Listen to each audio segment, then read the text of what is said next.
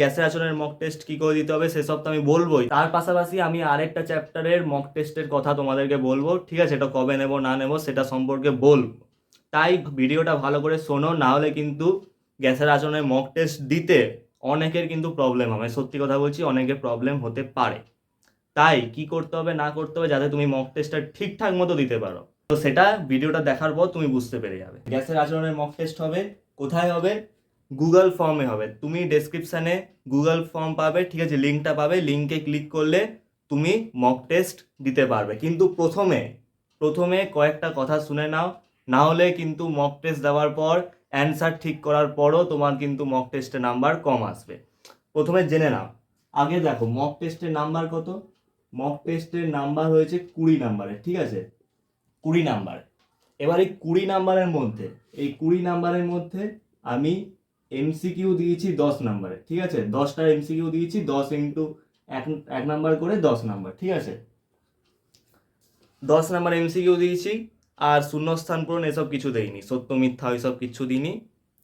আর দিয়েছি তোমাদেরকে 4টে অঙ্ক, 4টে অঙ্ক দিয়েছি, ঠিক আছে? তার মধ্যে 2টো অঙ্ক ম্যাথ দিয়েছি, ম্যাথ দিয়েছি 4টে, তার মধ্যে প্রথম দুটো যে অঙ্ক থাকবে, প্রথম দুটো অঙ্ক থাকবে 2 নাম্বারে, ঠিক আছে? 4 নাম্বার।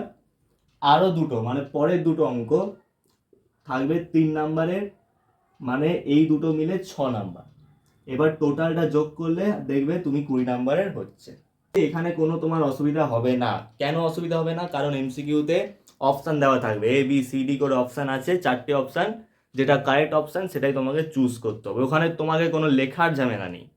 কিন্তু অসুবিধা হবে তোমার এই জায়গাটাতে অসুবিধা হবে। কেন? কারণ এখানে অঙ্ক দিয়েছি, অনেকে ভাববে আপনি অঙ্ক দিয়েছেন, ঠিক আছে, এক একটা অঙ্ক 2 নাম্বার করে, ঠিক আছে, 3 নাম্বার করে, তাহলে কি আমাদেরকে অঙ্কটাকেও লিখে ওখানে ফোনের মধ্যে টাইপ করতে হবে P1 V1 equal to P2 V2? না, অঙ্ক টাইপ করতে না, তোমায় কি করতে হবে এখানে, তোমাকে অনলি এখানে অঙ্কের যে অ্যান্সারটা খালি লিখতে হবে। অ্যান্সার লিখতে হবে ইউনিট সমেত। কি বললাম? ইউনিট সমেত লিখতে হবে। তুমি কি করলে, তুমি যেটা অ্যান্সার বেরোলো, মনে করো যে কোনো একটা আমি অঙ্ক দিয়েছি, তোমাকে কি বলেছে টেম্পারেচার বার করতে, মানে কোনো উষ্ণতা বার করা দিয়েছে, যে গ্যাসের উষ্ণতা কত, ঠিক আছে, বা অন্তিম উষ্ণতা কত। তো এবার ধরো তোমার কথা বলছি যে উষ্ণতা তোমার বেরোলো 819 বেরোলো, তো তোমাকে এটা বলতে হবে যে এটা ডিগ্রি সেলসিয়াস নাকি এটা, মানে এটা কেলভিন হবে নাকি ডিগ্রি সেলসিয়াস হবে, সেটা তোমার যে সঠিক ইউনিট লিখবে তারই অ্যান্সারটা ঠিক হবে, ঠিক আছে?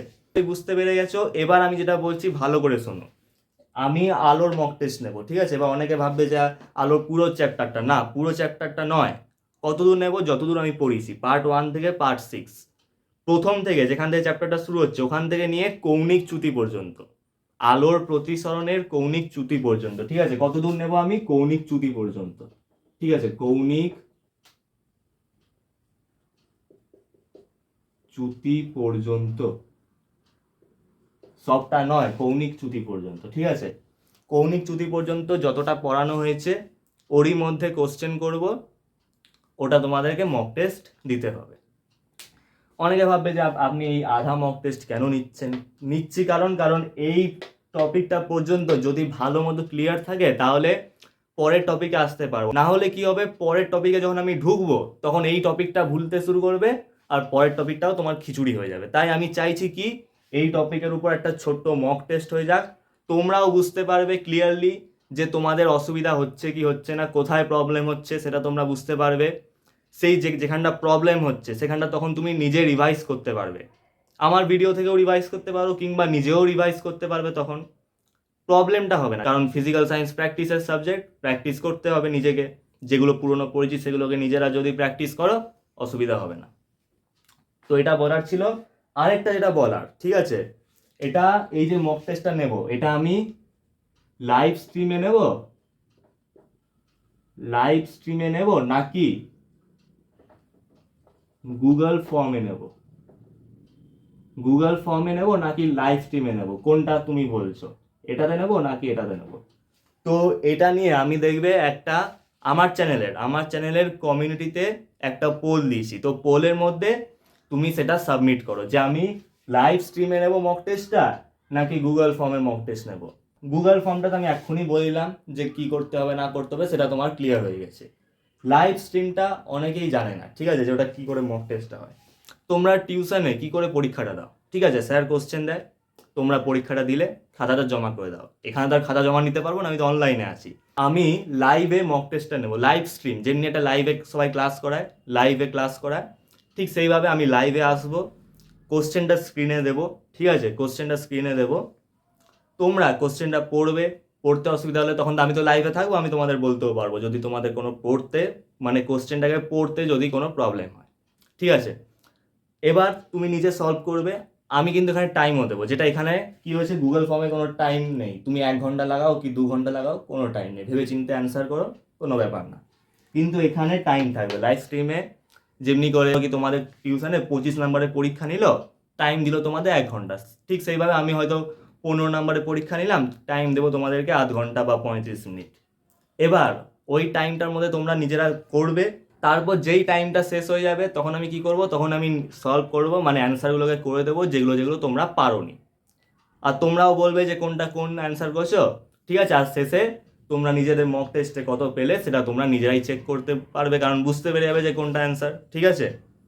তুমি বলবে, ব্যাস বুঝে যাবে যে তোমার কোনখানটা প্রবলেম, সেটা তুমি আরও ভালো বুঝতে পারবে। এবং কোশ্চেনগুলোকে ডিসকাস করব, তোমাদের যদি কোনো প্রবলেম থাকে তো সেটা তখন তুমি ক্লিয়ার করতে পারবে, যেটা তুমি এখানটা হয়তো পারবে না, এখানটা হয়তো পারবে না, আমি হয়তো বললাম, কিন্তু এখানেও আমি সেই ব্যবস্থা করে দিয়েছি, এখানেও কিন্তু সেই ব্যবস্থা করে দিয়েছি আমি, যে এখানে শুধু অ্যান্সার, মানে ধরো কি এই 10টা আছে, তো এই যে 10টা এমসিকিউ আছে, এটা আমি ছেড়ে দিলাম, এখানে যে 4টে অঙ্ক আছে, ধরো কি এই 4টের মধ্যে একটা অঙ্ক তোমার ভুল হয়ে গেল, যে অঙ্কটা তোমার ভুল হবে সেই অঙ্কটা তুমি ফর্মুলাও পাবে, অ্যান্সারটাও পেয়ে যাবে, ঠিক আছে, ফর্মুলা অ্যান্সার দুটোই পেয়ে যাবে।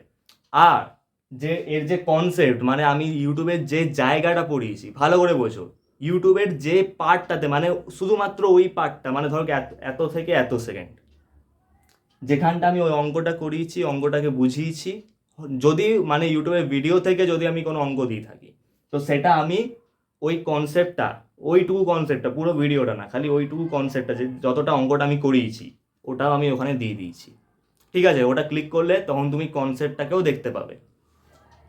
আর কিছু অঙ্ক আমি এরকমও দিয়েছি যেটা আমি ভিডিও থেকে দিইনি, ঠিক আছে, 2টো অঙ্ক আমি ভিডিও থেকে দিয়েছি, বাকি 2টো অঙ্ক আমি ভিডিও থেকে দিইনি, আর যে 2টো অঙ্ক আমি ভিডিও থেকে দিইনি সেটা আমি নিজে করে অ্যান্সার দিয়ে দিয়েছি, সেটা তোমাদেরকে নিজেদেরকে বুঝতে হবে, ওকে। কিন্তু এখানে কি হবে, এখানে আমি লাইভ স্ট্রিম যখন 35 মিনিট ধরো কি হয়ে গেল, ঠিক আছে, তোমাদের অ্যান্সার হয়ে গেল, তখন আমি নিজে করব, ঠিক আছে, নিজে আমি তোমাদেরকে অ্যান্সারগুলোকে বলে দেবো, বুঝিয়ে দেবো, তখন তোমাদের কোনো অসুবিধা হলে তোমরা আমাকে জিজ্ঞেস করবে, ঠিক আছে, আর ওই জায়গাটাকে ক্লিয়ার করতে পারবে। এবার তোমরা পোল করবে যে তোমাদের এটা চাই নাকি এটা চাই, ঠিক আছে, যে কোনো একটা পোল করবে, যেটা তোমাদের ইচ্ছা সেটা আমি করব। এই মক টেস্টটা আজকে নিয়েছি ঠিকই, কিন্তু এই মক টেস্টটা এখন নেবো না, এটা অত্যন্ত, তুমি ধরে রাখো যে 7 থেকে 10 দিনের মধ্যে নেবো, 7-10 দিন পর, এখন 7-8 দিন পরই নেবো, এখন নেবো না, কারণ এখনো কোশ্চেনই বানানো হয়নি। এটা রেডি হয়ে গেছে কিন্তু ওটা রেডি এখনো হয়নি, তাই আমি জিজ্ঞেস করলাম যে গুগল ফর্মে দরকার নাকি লাইভ স্ট্রিমে দরকার, সেটা তো আমাকে জানতে হবে, এটা জেনেই আমি কোশ্চেনটা বানাবো, ওকে। তো এটাই বলার ছিল আজকে ভিডিওতে, ঠিক আছে, আর কিছু বলছি না। এটার মক টেস্টটা দাও আর কমেন্টে জানাবে যে মক টেস্টে তোমাদের কত নাম্বার এসছে।